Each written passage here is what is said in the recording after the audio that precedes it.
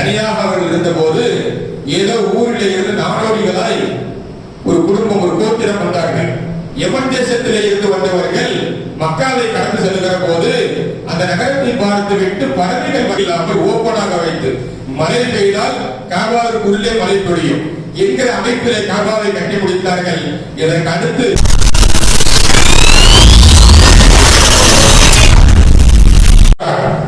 பிரபலமாக நாம் ஓதுகிற அடிக்கடி ஓதக்கூடிய வசனம் அத்திப்பழத்தின் மீது சத்தியமாக, ஜைத்தூன் கரையின் மீது சத்தியமாக,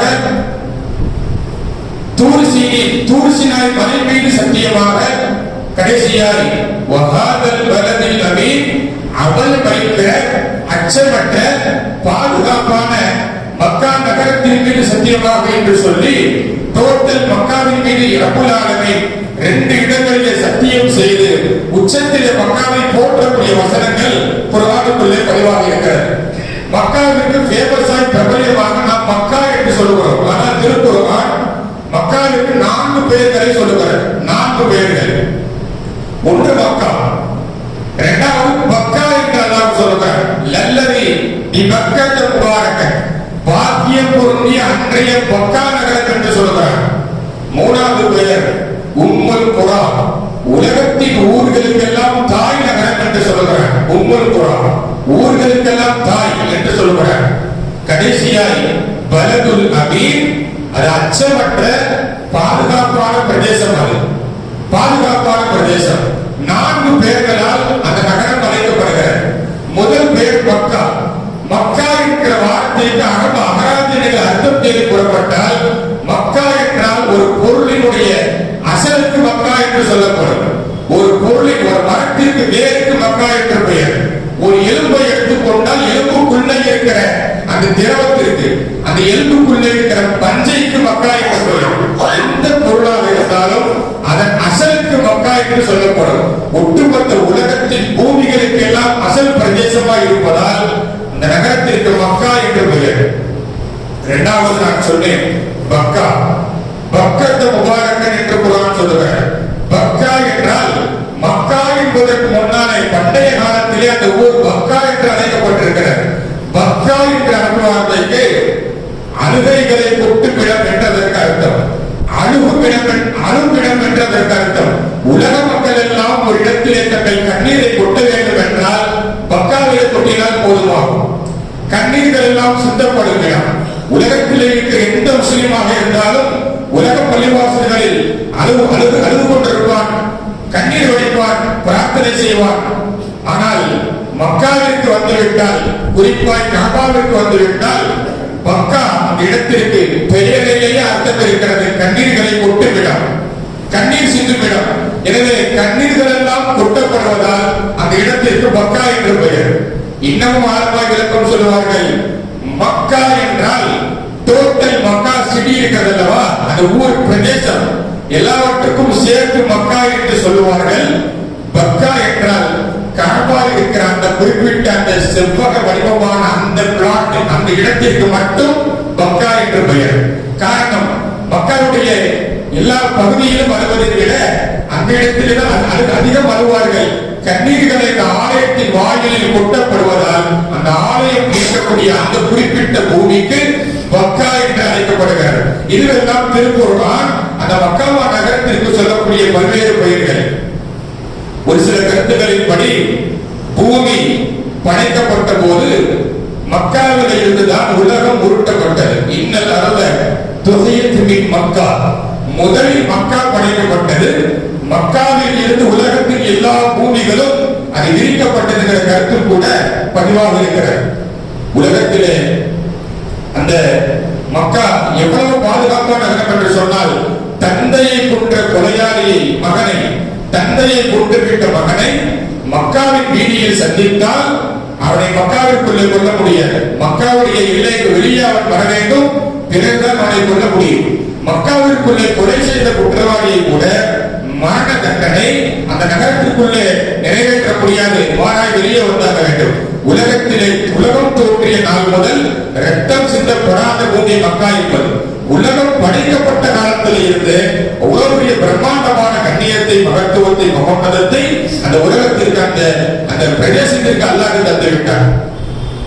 முதலில் மக்கா மக்கள் அறவம் இல்லாத, யாருமே இல்லாத நகரம் மக்கா. கட்டாந்தரையான பூமி அது, காடு மேடுகள் நிறைந்த இடம் அது, மனித வாசம் கூட இல்லாத பகுதி அது, மனிதன் அல்ல விலங்குகள் கூட வசிக்க முடியாத இடம் மக்கா என்பது. தண்ணீருக்கான எந்த விதமான சாத்தியக்கூறுகளும் இல்லை அன்றைக்கு. அப்படிப்பட்ட நகரத்திலே முதலில் குடியேறிய குடும்பம் இப்ராஹிம் அலைஹிஸ்ஸலாத்தின் குடும்பம். குடியேறிய குடும்பம் என்றால் வாழ்வதற்கான எல்லா விதமான தேவைகளையும் ஏற்பாடுகளையும் செய்துவிட்டு உள்ளே போகவில்லை. இறைவனின் சோதனை அடிப்படையில் இப்ராஹிம் அலைஹிஸ்ஸலாம் அவர்களுக்கு, இப்ராஹிம் அலைஹிஸ்ஸலாம் ஏறத்தாழ எங்கோ பிறந்தவர்கள், ஈராக்கில் பிறந்து எகிப்திற்கு குடியேறி அல்லாஹ்வின் உத்தரவு வருகிறது, நீங்கள் உங்கள் மனைவியையும் உங்கள் குழந்தையையும் கொண்டு போய் அந்த காட்டிலே விட்டு வந்து விடுங்கள்.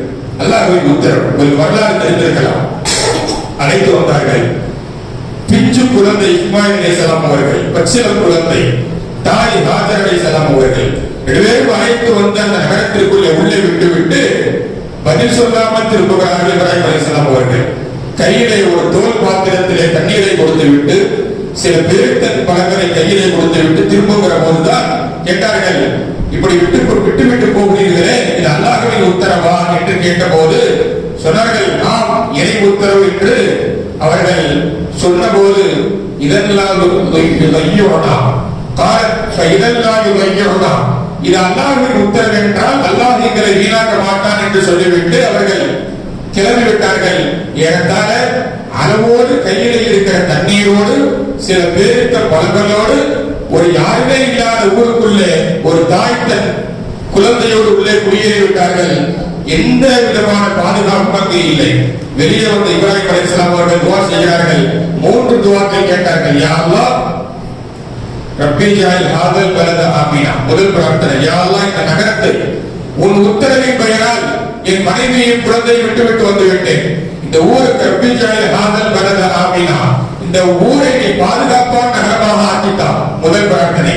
இரண்டாவது, வர்சுக் அலஹும் மின ஸமராத், இந்த ஊருக்குள்ள இருக்கக்கூடிய மக்களுக்கெல்லாம் கனி வர்க்கங்களை கொண்டு நீ ரிஸ்க் தர வேண்டும், உணவு தர வேண்டும். இரண்டாவது பிரார்த்தனை. கடைசியாக கேட்டார்கள், ரப்பனா வபஅத் ஃபீஹிம் ரசூலன் மின்ஹும், இந்த மக்கா நகரத்தில் உலகத்திலே தலை சிறந்த தீர்க்கதரிசி பிறக்க வேண்டும், தலை சிறந்த நபி பிறக்க வேண்டும் இந்த மக்காவிற்குள்ளே. மூன்றையும் கேட்டார்கள். அல்லாஹ் மூன்றையும் கபூல் செய்தார். அந்த நகரம் அன்றைய நாள் முதல் பாதுகாப்பான பிரதேசமாய் ஆனது. பலதுல் அமீனாய் அல்லாஹ் மாற்றினான். அச்சமற்ற ஊராக மாற்றப்பட்டது. இரண்டாவது துவா, ஒரு சுக்குவா அல்லாஹும் மின ஸமராத், அது இருக்கக்கூடிய மக்களுக்கெல்லாம் கனிவர்க்கங்கள் கிடைக்க வேண்டும். இன்றைக்கு வரைக்கும் உலகத்திலே எல்லா நாடுகளிலும் கிடைக்காத கனிவர்க்கங்கள் கூட, கனிவர்க்கங்கள் என்று எத்தனை வகைகள் இருக்கிறதோ அத்தனையும் நீங்கள் ஒரு நகரத்திற்குள்ள பெற வேண்டுமானால் மக்காவிற்குள்ளே பெற்றுக்கொள்ள முடியும். அப்படி உலகத்தரம் வாய்ந்த, உலகத்திலே காண கிடைக்கிற எல்லா கனிவர்க்கங்களின் குவியலாய், எல்லாவற்றையும் பெறுகிற இடமாய் மக்கா இன்றைக்கு வரைக்கும் இருக்கிறது. மூன்றாவது பிரார்த்தனை, சற்றே காலம் தாழ்த்தினாலும் அல்லாஹ் அதையும் கபூல் செய்தால் உலகத்திலே தரணியில் சிறந்த தலை சிறந்த தீர்க்கதரிசியாய் பெருமானா ஸல்லல்லாஹு அலைஹி வஸல்லம் அவர்களை இந்த மக்காவிலே பிறக்க செய்தார். அவர்களை கொண்டு உலகம் நிலை பெறச் செய்தான், உலகம் நல்வழி நடக்க செய்தான். இந்த மூன்றையும் அல்லாஹ் கபூல் செய்தான். மூன்றையும் கபூல் செய்த பிறகு அந்த ஊருக்குள்ள இருந்த, அந்த மக்காவிற்குள்ள இருந்த அந்த ஹாஜர் அலைஹிஸ்ஸலாம் அவர்களுக்கும் இஸ்மாயில் அலைஹிஸ்ஸலாம் அவர்களுக்கும் தனியாக அவர்கள் இருந்த போது, ஏதோ ஊரில் இருந்து நாடோடிகளாய் ஒரு குடும்பம், ஒரு கோத்திரம் வந்தார்கள்.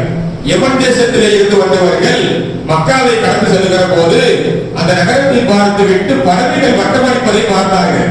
பறவைகள் வட்டமடித்தால் இந்த ஊருக்குள்ளே தண்ணீர் வசதி இருக்கிறது, நீர் பாங்கான இடங்களில் மட்டும்தான் பறவைகள் வட்டமிடும். எனவே இந்த மக்காவிற்குள்ளே குடியேறுவோம் என்று சொல்லிவிட்டு உள்ளே வந்த கோத்திரம் தான் ஜுருஹும் கோத்திரம்.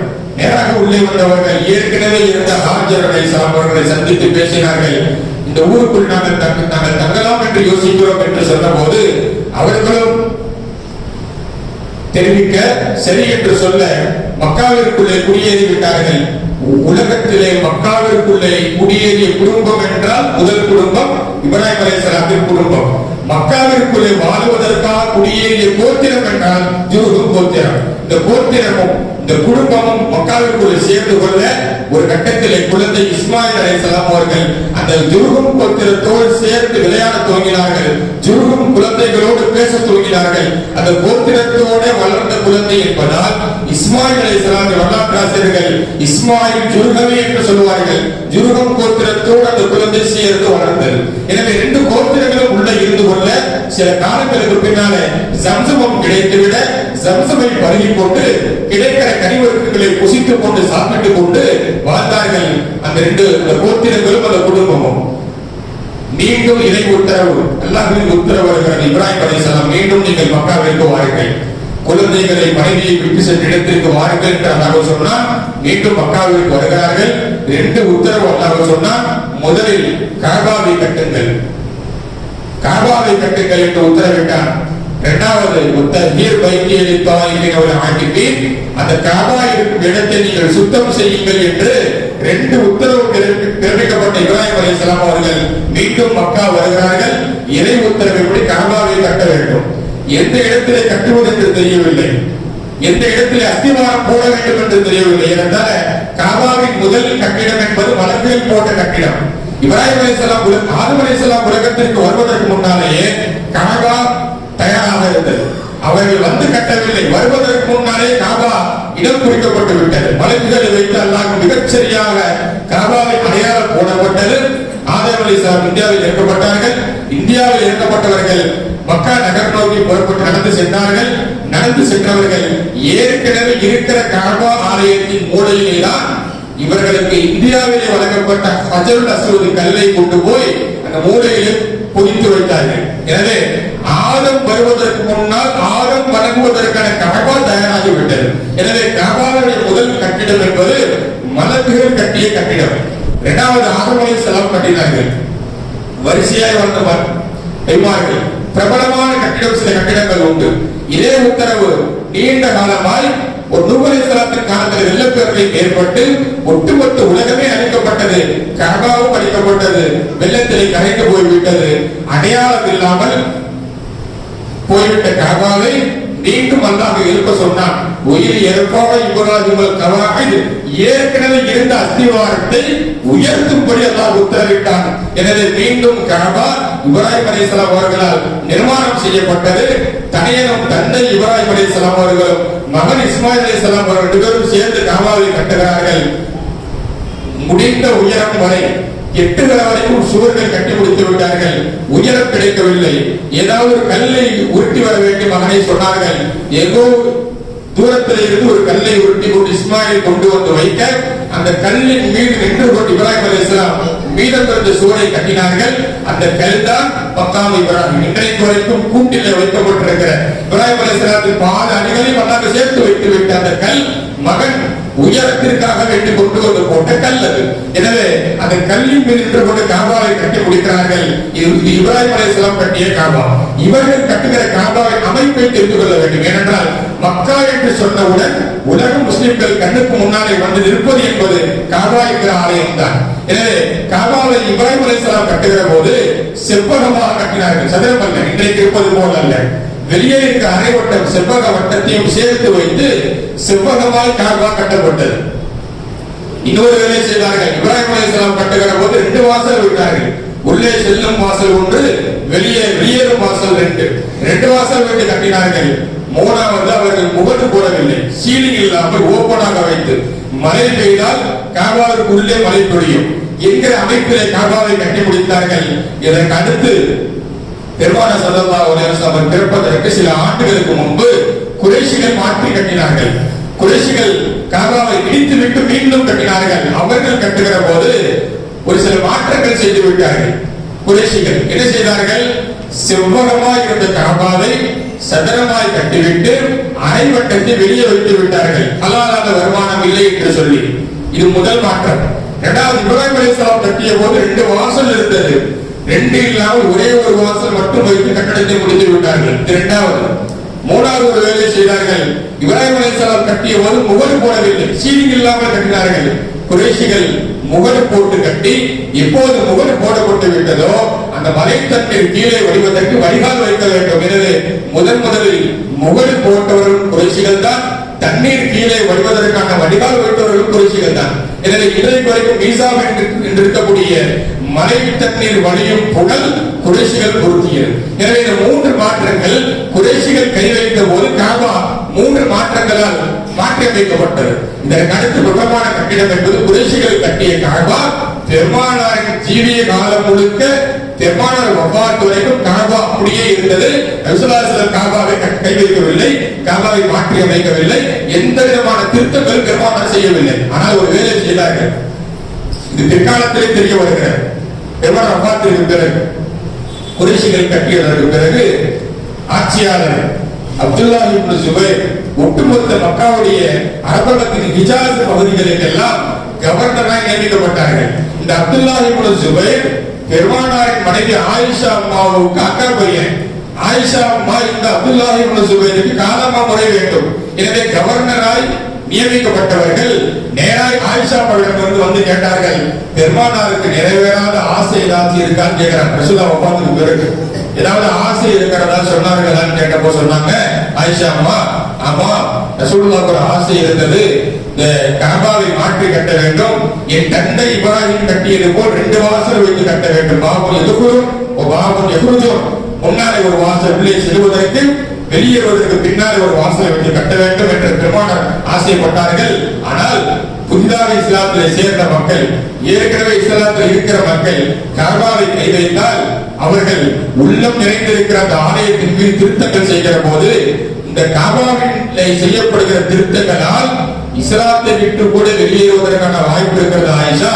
எனவே நான் காபாவை கை வைக்கவில்லை, ஆனால் எனக்கு ஆசை உண்டு என்று சொல்லிவிட்டு வஃபாத்தாகி விட்டார்கள். இந்த ஆசையை ஆயிஷா தன்னுடைய அக்கா மகனுக்கு தெரிவித்த போது பெருமானார் ஆசைக்கு ஏற்ப காபா மீண்டும் தகர்க்கப்பட்டு உள்ளே செல்வதற்கு ஒரு வாசலும் வெளியேறுவதற்கு ஒரு வாசலும் வைத்து கட்டப்பட்டது. இது முக்கியமான கட்டிட வரலாறு. இதற்கு அடுத்து காபா இவர்கள் வஃபாத்திற்கு பிறகு மோசமான ஆட்சியாளர் ஹஜ்ஜாஜ் ஆட்சிக்கு வந்தார்.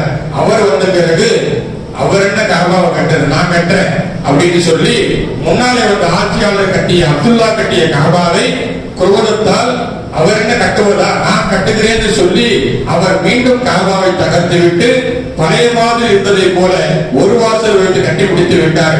காபா மீண்டும் குறைஷிகள் கட்டியது போல் காபா மீண்டும் மாறிவிட்டார். இது பிரபலமான முக்கியமான கட்டிடம். அது இதற்கு அடுத்து ஒரு ஆட்சியாளர் வந்தார், அப்பாசிய கலீஃபா ஹாரூன் ரஷீது. அவர்தான் வந்து மதீனாவில் அப்போது எல்லா சஹாபாக்களுடைய குலபாய் ராஷிதீன்கள் காலம் எல்லாம் முடிவடைந்து விட்ட காலகட்டம் அது. அப்போது மதீனாவுடைய மாலிக் இமாம் அவர்களிடத்தில் வந்து கேட்கப்பட்டது. ஹாரூன் ரஷீது மன்னர் தான் கேட்டார். என்ன கேட்டாங்கன்னா, நான் காபாவை மாற்றி கட்டுகிறேன், ஏற்கனவே அழகாய் பெருமானார் ஆசைக்கு ஏற்ப அப்துல்லாஹ் கட்டிய காபாவை ஹஜ்ஜாஜ் இப்படி செய்து விட்டார், மீண்டும் நான் சரி செய்து கட்டுகிறேன் சொன்ன போது மாலிக் இமாம் பத்துவா கொடுத்தார்கள், எடுப்பார் கைப்பிள்ளை போல் ஆட்சிகள் மாற்றம் செய்யப்படுகிற போதெல்லாம் காபா மாற்றம் செய்யப்பட்டுக் கொண்டிருப்பது ஆகுமானதல்ல. எடுப்பார் கைப்பிள்ளை போல் காபாவை ஆக்க வேண்டாம், உங்கள் ஆட்சி பஞ்சாயத்திற்காக வேண்டி என்று சொல்லிவிட்டு அன்றைக்கு அவர்கள் சொன்ன தீர்ப்பு காபாவில் யாரும் கை வைக்க வேண்டாம் என்று சொல்லிவிட்டதால் அன்றைக்கு ஹாரூன் ரஷீது மன்னர் மட்டுமல்ல, அதை தொட்டு தொட்டு வந்த அத்தனை அப்பாசிய கலீஃபாக்கள் காலம் தொட்டு இன்றைக்கு ஆளக்கூடிய சவுதிகள் காலம் வரைக்கும் எந்த மன்னராட்சியாக இருந்தாலும் காபாவை யாரும் கை வைக்கவில்லை. அன்றைக்கு மாலிக் இமாம் கொடுத்த தீர்ப்பு இன்றைக்கு வரைக்கும் சவுதி அரசாங்கம் பின்பற்றி கொண்டிருக்கிறார். மக்காவுடைய ஹரமை விஸ்தீர்ணம் செய்வார்கள். இன்றைக்கு அது குறிக்கப்பட்டு விட்டது. இன்னைக்கு முன்னாடி இந்த மாதிரி இந்த இப்ராஹிம் ரோட் இருக்கு இல்லையா, இந்த ரோட்டை ஹோட்டல்லாம் இருக்கும், அங்க தங்கி இருப்பீங்க, உம்ரா செய்யக்கூடிய உள்ள போவாங்க தவாப்புக்கு. இனிமே அதெல்லாம் கிடையாது. டோட்டல் இப்ராஹிம் ரோட் இருக்கு இல்லையா, எல்லா கட்டிடங்களும் இடிக்க போகிறார்கள். ஹரம் வந்து காபா இருக்கிற இடத்துல இருந்து அந்த விஸ்வலா குபரி பாலம் இருக்கு பாருங்க, அந்த பாலம் வரைக்கும் ஹரம் மிகப்பெரிய விஸ்தீர்ணம் செய்யப்பட இருக்கிறது.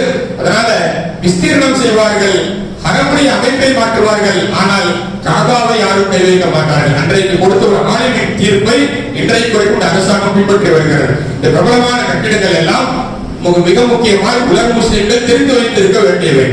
எல்லாரும் கட்டிய காலம் எல்லாம் கல்லை வைக்கவில்லை. காபாவை யாரெல்லாம் கட்டினார்களோ கல்லை எடுத்து வைப்பார்கள், அது தானாய் சேர்ந்து கொள்ளும். மனித ஆற்றலால் கட்டப்பட்ட கட்டிடம் அல்ல, இறை உதவியால் அற்புதங்கள் நிறைந்த உலகத்தில் ஒரே ஆலயம் காபா. உலகத்தில் எத்தனையோ பிரம்மாண்டமான கட்டிடங்கள் கட்டப்பட்டாலும் கூட மிக சிறியதாக இருக்கிற குறித்த கண்ணு கேட்ட தூரத்தில் முடித்து விடுகிற அந்த காபாவிற்கு உண்டான உலக முஸ்லிம்களுடைய ஆசை என்பது அனாதியானது, வார்த்தைகளில் சொல்ல முடியாது.